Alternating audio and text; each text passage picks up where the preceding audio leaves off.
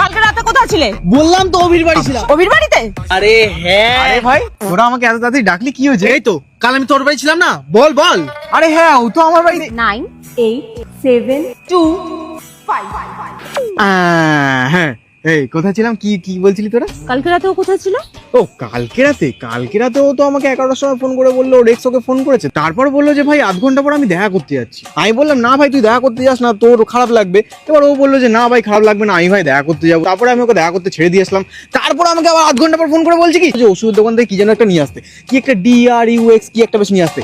আমি আবার নিয়ে এসে দিলাম। তারপর আমাকে বললো যে 3 ঘন্টা অব্দি আমাকে কোনো ডিস্টার্ব করবি না, কিচ্ছু বলবি না, ফোন মেসেজ গালাগালি কিচ্ছু করবি না। আমি দেখলাম 3 ঘন্টা অব্দি ওকে ফোনও করিনি, মেসেজও করিনি, কিছু বলিনি। আমি 3 ঘন্টা পর গিয়ে আমাকে পিক আপ করতে বলে, তখন আমি গিয়ে দেখি কোন একটা হোটেলের সামনে দাঁড়িয়ে আছে। তুই বল হোটেলের সামনে অত রাতে গিয়ে দাঁড়িয়ে থাকে?